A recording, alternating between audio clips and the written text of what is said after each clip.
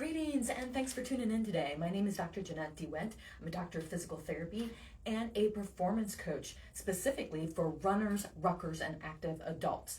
And today I want to show you that a quick way to fix arch pain, foot pain, heel pain, that getting up out of bed type of pain and you're like, ooh, that really kind of hurts in my foot. I want to show you a quick little tip and trick to ease those type of plantar fasciitis symptoms.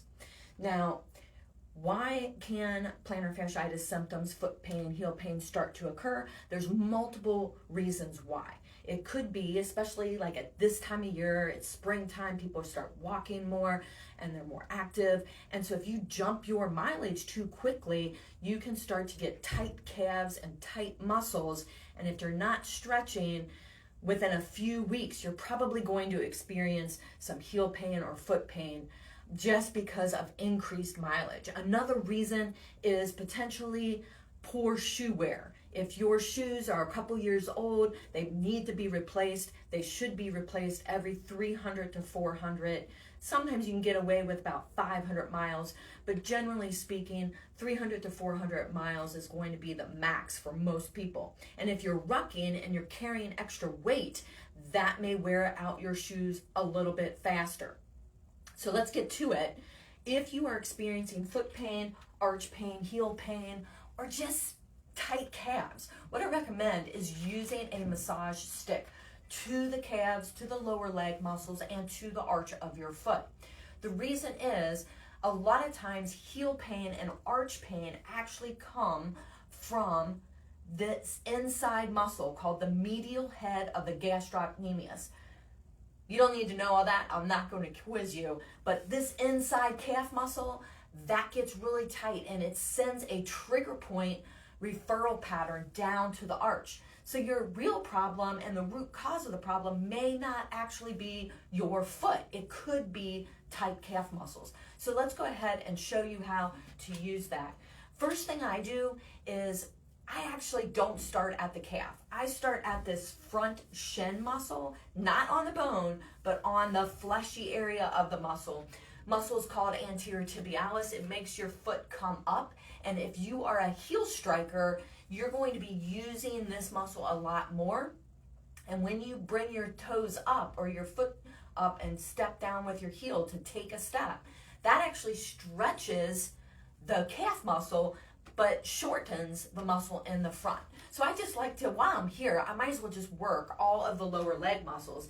And so I start just 10 to 20 strokes on this front shin muscle. And then I'm going to go to the outside of the lower leg, and these are known as the 𝗤𝗪𝗔𝗔𝗔 muscles. They allow your foot to come out and they help stabilize the muscles. So I'm just going to kind of alternate between the front and the side, and then I'm going to come to the back and get that outer calf muscle, and I'm just rolling, again, 10, 20 strokes kind of quickly, and then getting in the middle back muscle area, still working the calf muscles, but just trying to get all aspects of the muscle. And I'm just rolling. Then I come kind of to the inner front area, but again, not on the bone, but this posterior tibialis muscle belly, that comes down and attaches here. And so sometimes if that gets tight, it can cause some foot pain, but that allows your foot to come in and out. Now, why do we do the outside and the inside of the lower leg? Because those muscles help stabilize your foot when your foot hits the ground. It helps prevent ankle sprains. And if you're rucking on uneven terrain or running on trails, then those muscles are going to work a lot to stabilize your ankle and prevent injuries. Now, you can also bring your leg up like this and kind of get in to the muscle as well. I do recommend seated positions because when you're standing, you're actually working the muscles. So like if you were standing and trying to do this, your muscles are just kind of working to help you as you're standing. Now we're going to go over to the other side and do the exact same thing. Now what does this actually do? Well, if you've got some tightness or trigger points, this is called self-myofascial release, SMR.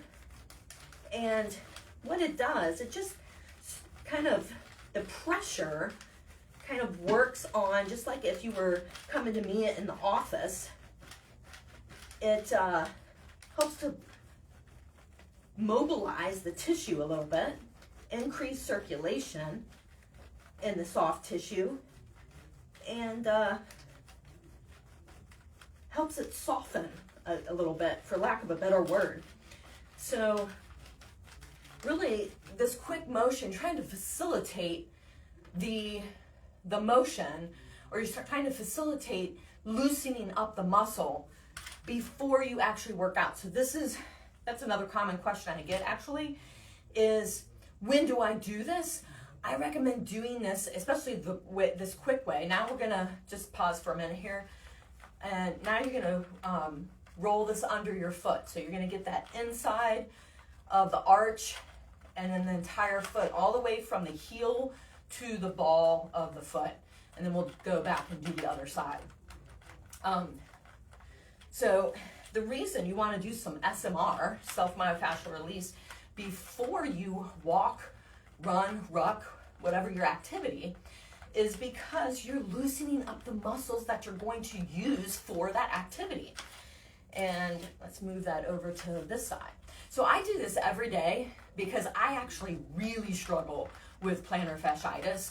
I'm on my feet a lot in my office, coaching. I coach high school track and field and cross country, and I'm on my feet a lot. And plus I'm rucking and walking my dog and stuff. So as you can see, I'm actually getting my heart rate up a little bit. That's all normal.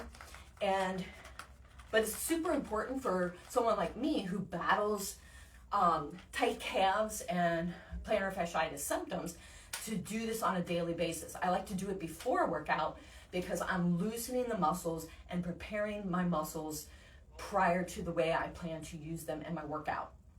So I hope that helps give you a little bit of ways that you can do some self-treatment at home for your symptoms.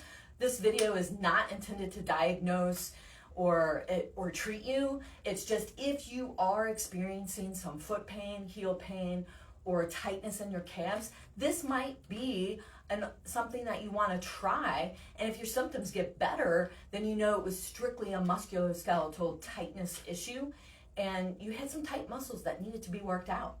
If your symptoms persist, and when I say persist, like you're doing this daily and 3 to 5 days you're still having heel pain, or it gets difficult to walk without a limp, these are some red flags.